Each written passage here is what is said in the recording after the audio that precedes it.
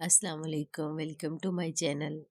آج پھر میں ایک نئی ویڈیو کے ساتھ حاضر ہوں۔ چودھری اسلم اس وقت اپنی گاڑی میں بیٹھا گاؤں واپس جا رہا تھا۔ اس کو سب سے زیادہ غصہ کامران پر آ رہا تھا، جس نے چودھری اسلم کے ارادوں پر پانی پھیر دیا تھا۔ لیکن ایک بات پر چودھری اسلم خوش بھی تھا۔ کامران نے حیا کو الیکشن تک اپنے پاس ہی رکھنے کی تجویز دے کر چودھری کی ایک پریشانی کم کر دی تھی، اور پھر ان لوگوں نے انتخابات کے فوری بعد ہی صحیح شادی کی رضامندی بھی دے ہی دی تھی۔ حیا کی شادی بے شک نہیں ہو سکتی تھی، لیکن وہ اب اس کے کم از کم گھر میں نظر بھی نہ آتی۔ اسلم اب جلد از جلد حیا سے جان چھڑا لینا چاہتا تھا، اور بھلے وقتی طور پر صحیح، لیکن اس کی جان حیا سے چھوٹی ہوئی تھی۔ اب چودھری انتخابات کے معاملات یکسوئی کے ساتھ دیکھ سکتا تھا۔ کامران کا فون شام کے وقت تک نہیں آیا تھا۔ اب تک میں بھی علی کے پاس پہنچ کر اس سے ایک لمبی بات چیت کر چکا تھا، لیکن کامران کے متوقع فون کے حوالے سے ہم دونوں ہی کوئی اندازہ لگانے سے قاصر تھے۔ آخر کامران علی سے کیا خاص بات کرنے والا تھا؟ ایک بہتری یہ ہوئی کہ اس وقت علی کا باپ اپنے بھائی کے ساتھ کسی کام سے گیا ہوا تھا، ورنہ وہ علی کو حیا سے موضوع پر کامران سے کوئی بھی بات نہ کرنے دیتا۔ اچانک علی کا موبائل گنگنا اٹھا۔ اس نے اسکرین کی طرف دیکھ کر مجھے فوراً بتا دیا کہ فون کامران کا ہی تھا۔ دونوں کی دھڑکنیں تیز ہو گئیں۔ کچھ ہی دیر میں ساری بات سامنے آنے والی تھی۔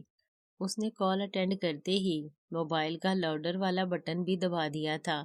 اب میں بھی ان کے درمیان ہونے والی گفتگو سن سکتا تھا۔ جی کون؟ میں کامران بات کر رہا ہوں، لاہور سے۔ تم علی ہی ہو نا؟ جی جناب، لیکن مجھے آپ کے فون کرنے کی وجہ سمجھ نہیں آ رہی۔ آ جائے گی، وجہ بھی جلد ہی سمجھ آ جائے گی۔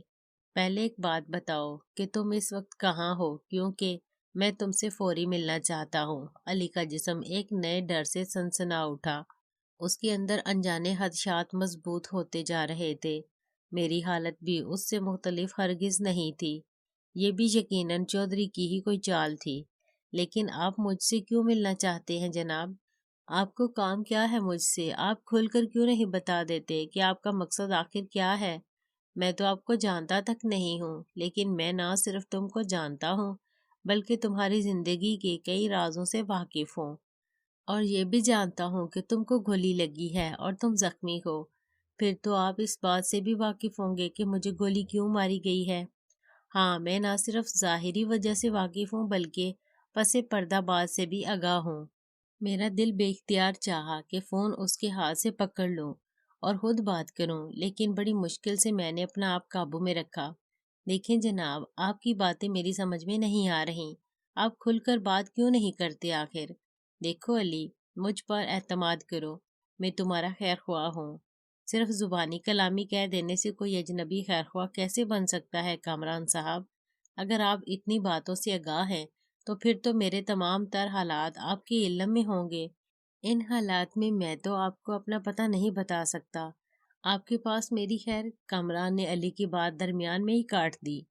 اگر حیا کہہ دے تب بھی نہیں؟ اور علی کا دل جیسے دھڑکنا بھول گیا۔ میں بھی یہ ساری گفتگو سن کر حیران پریشان بیٹھا تھا، لیکن علی کی تو جیسی آنکھیں ہی پتھر آ گئی تھیں۔ میرا دل دوبارہ سے چاہا کہ فون پکڑ کر خود کامران سے بات شروع کر دوں، لیکن ابھی تک کامران کی عائد کردہ رازداری کی شرط حائل ہو رہی تھی۔ کتنی ہی دیر تک تو علی بول ہی نہ پایا۔ آخر کامران کی آواز دوبارہ ہماری سماعتوں سے ٹکرائی۔ بولو علی، اگر حیا تم سے بات کر لے پھر بھی تم مجھ پر یقین نہیں کر سکتے؟ کیا حیا آپ کے پاس موجود ہے؟ اگر ہے تو اس سے میری بات کروائیں۔ میں علی کے سوال پر بھونچکا رہ گیا۔ میں نے اسے بار بار سمجھایا تھا کہ پہلے وہ اس کے سامنے کسی طرح کا اعتراف نہیں کرے گا، بلکہ صرف اس کی سنے گا، لیکن طے شدہ منصوبے کے برعکس علی بھی سیدھی سیدھی بات پر اتر آیا تھا۔ کامران کی باتوں کے بعد، اور خصوصاً اس کی جانب سے حیا سے بات کی پیشکش کے بعد، وہ اپنے آپ کو مزید روک نہیں سکا تھا۔ اگر ایسی بات ہے تو لو، حیا سے بات کر کے اپنی تسلی کر لو، کامران نے ٹھنڈی سانس لے کر کہا تھا۔ علی کا چہرہ جذبات کی حدت سے سرخ ہو رہا تھا۔ پنکھا چلنے کے باوجود پسینے کے قطرے اس کی پیشانی پر نمایاں طور پر نظر آ رہے تھے۔ کامران کی بات سن کر تو میری اپنی حالت بھی عجیب ہو گئی تھی۔ کیا واقعی کامران حیا سے علی کی بات کروانے جا رہا تھا؟ اگلے چند لمحوں میں اس بات کا فیصلہ ہونے والا تھا۔ ہم دونوں ہی فون سے ابھرنے والی آواز پر کان لگائے بیٹھے تھے۔ چند ساعتیں خاموشی رہی۔ علی کے لیے وہ چند ساعتیں صدیوں پر محیط تھیں۔ وہ سانس روک کے اپنی تمام تر توجہ موبائل پر مرکوز کیے بیٹھا تھا۔ یوں لگتا تھا کہ اس کی تمام حصیں سمٹ کر اس کی آنکھوں میں آ گئی ہوں۔ اس کی آنکھیں جو حد درجہ پھیل چکی تھیں، پھر ایسے لگا جیسے کوئی بولنے سے پہلے اپنا گلا صاف کرنے کے لیے کھنکار رہا ہو۔ پھر فون پر حیا کی سریلی آواز ابھری، کیسے ہو علی؟ اور علی کی دھڑکنیں تیز ہو گئیں، یا شاید اس کا دل دھڑکنا ہی بھول گیا۔ حالانکہ حیا نے اپنا تعارف نہیں کروایا تھا، لیکن اس کے باوجود علی اس کی آواز سن کر فوراً اسے پہچان گیا تھا۔ علی کے لیے حیا کی رسیلی آواز ہی اس کا مکمل تعارف تھی۔ وہ ابھی تک آواز میں ہی کھویا ہوا تھا۔ جب کافی دیر تک علی بول نہ پایا تو حیا دوبارہ بولی تھی، علی سن رہے ہو نا؟ میں نے اسے جھنجھوڑا تو وہ ہوش میں واپس آیا اور گویا ہوا، حیا کیا یہ واقعی تم ہی ہو حیا؟